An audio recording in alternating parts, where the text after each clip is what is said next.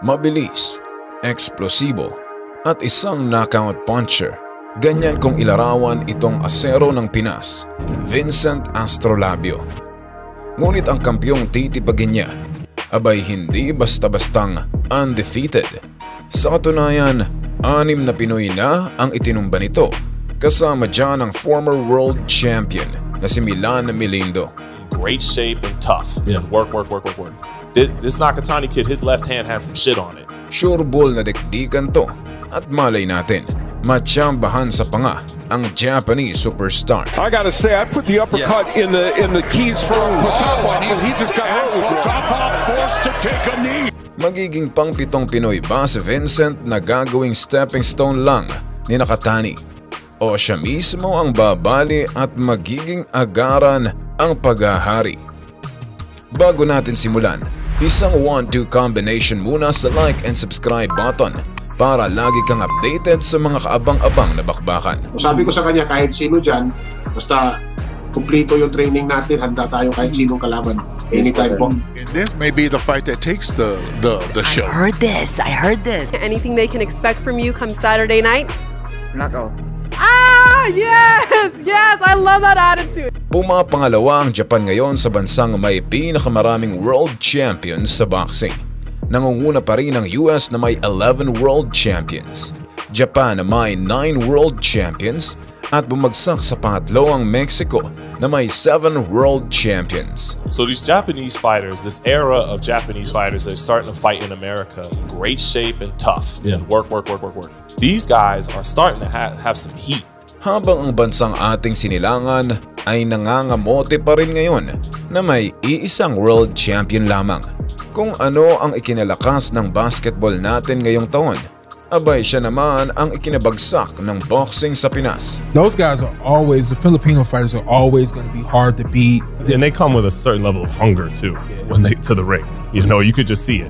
Pero asahang dadami muli yan sa pangunguna nila Mark Magsayo, Vincent Astrolabio, Marlon Tapales, John Rael Casimero, at marami pang iba. Yung angas talaga, nakukuha ko yung angas. Parang dyan ako nakilala eh. Dati tahimik na kasi ako eh. Pero kung tatahimik ka lang, walang manunood sa'yo eh. Noong era ni Pacquiao, abay walang duda, tayo ang nangunguna sa Asia. At sa mga panahong iyon, ay pumapangatlo tayo sa buong mundo. Ngayong era naman ni Inoue, abay biglang nag-boost ang moral ng kanilang mga boksingero. Japan is the next mecca of boxing dito sa kontinenteng Asia. We want to see that guy next fight. Yeah. And Inoue, that speaks for itself. So that's my book on these Japanese fighters right now. They're exciting. Ngunit huwag sana nilang ismulin ang dugong Jensen na nananalaytay sa mamang ito. He has all the ingredients to knock anyone out.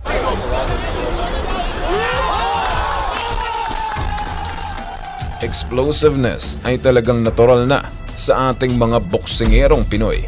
Crowd pleaser din na talagang may aabangan silang tutumba o matutulog sa lona. How ready are you for this title shot coming off of 2 major victories like that? 100% po, sir. Ready po ako sa laban na ito. Isa rin siya sa tumalo sa isang magaling at technical na si Rigo na tinalo rin nila Lomachenko at Casimero. Buong mundo ay hindi naniniwalang tatalunin niya ang one of the greatest amateur boxer na talagang respetado ng marami. Dito niya pinakita na he has what it takes to be a technical fighter habang nandoon pa rin ang knockout power.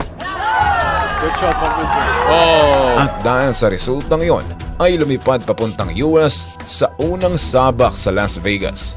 Nagpakita ng gilas at angas kaya wasak sa 6th round ang world-rated na bambato ng Russia. Nikolai Potapov is out! Watak-watak muli ang 4 na titulo sa pag-akyat ng The Monster, Naoya Inoue. Bakanteng WBO ang pinag-agawan ni Acero at Moloney. Walang respeto ang Pinoy at gustong patulugin ang binansagan niyang kangaroo. Bakit daw may dala-dala kang kangaroo na wala naman yan sa Pilipinas, sa Australia lang meron yan? Yes, para kay Moloney. Sa mismong laban ay makailang ulit na sakta ng Pinoy ang Australiano. Ngunit mailap at pumupuntos pa rin, kaya yun ang naging dahilan ng kanyang pagkatalo. A shot lands at all. His mind is made up. It's gonna have to be a perfect shot, timed just right. Upset and gutted, yan ang naramdaman niya at ng team niya dahil dismayado sa resultang ibinigay ng mga hurado. Siyempre mapanalo tayo doon kasi laging takbo si Mulone. Alos hindi sumusuntok, puro lang jab, takbo na takbo. Ngunit hindi ito ang huling pintong nagbukas sa kanya dahil lumaban na naman sa Thailand para sa WBC title eliminator. Di umubra at TKO ang veteranong Thailander na may 60 fights sa kanyang kartada. Kaya napunta si Astrolabio sa posisyon ngayon para tangkaing makuha ang WBC Bantamweight title. At saktong naagaw ni Nakatani kailan lang ang nasabing titulo kontra kay Santiago. Finish him! Kadalasan sa mga kampyong dumadayo sa Japan ay umuuwing maluwag ang maong pagkatapos tanggalan ng sinturon. It's really hard to get in and out. Right hand hurts him! Oh, a huge right hand from the monster! And then he chases him down! In the span of 4 years lang, ay naging isang 3-division world champion. Grabe yun. Hindi lang si Milan Melindo ang quality fighter natin na binaklas nito, kundi pati na rin si Jimel Magramo. Sadyang natatabunan lang tayo ngayon ng Japan tuwing mga pambato natin ang dadayo sa bakuran nila. Kaya inuubos nila ang mga titulo na napupunta sa Asia. Everyone's like, anyways unbeatable, no one can beat him. But look at Junto. You gotta look at Junto, right? That fucker's bad. Spearheaded by Naoya Inoue na isang pound for pound at global superstar. Pumapangalawa dyan si Junto Nakatani sa ipinagmamalaki nila. Nakatani is special. Sa katunayan, isa siya sa mga naghahabol na mabigyan ng shot kontra sa kababayan niyang si Inoue. At sinasabi ng mga eksperto na ito ang biggest fight sa boxing history ng Japan. Because look, Inoue's gonna stay 122 for a while. Yeah. So Junto maybe has 1 or 2 target defenses and then moves up. But he's tall. You can tell he's tall for the weight. And I think Inoue will still be at 122 by then. Ngunit kailangan niya munang lagpasan ng Pinoy na gutom rin sa tinatamasa niyang tagumpay. At baka ito pa, babali sa mga plano niya. Ito na yung daan namin papunta sa dulo eh. Kaya yun po, nagawa po namin yung pagod namin sa training. Narito ang tale of the tape ng dalawa nating kalahok. Sobrang impresibo ng record ng Hapon kontra sa may dungis man, ngunit determinadong Pinoy. Base sa knockout ratio ay parehong above 70%. Indikasyon yan na magiging dikdikan ang mangyayaring tagpo. Height at reach ay bahagyang lamang ang Hapon at malaking factor iyon. Magkasing edad lang din halos at hindi nagkakalayo ang pro experience ng dalawa. Madalas Pinoy ang mga southpaw ngunit sa labanang ito ay baliktad at si Kabayan ang orthodox. Makokonsiderang style clash din dahil may pinagkaiba ang pamamaraan nila kung paano i-breakdown ang bawat kalaban. Impressive. Ang bantamweight division na kanilang tinutungtungan ay animoy bagong sibol pa lang at maraming nakahanay na pwedeng palitan.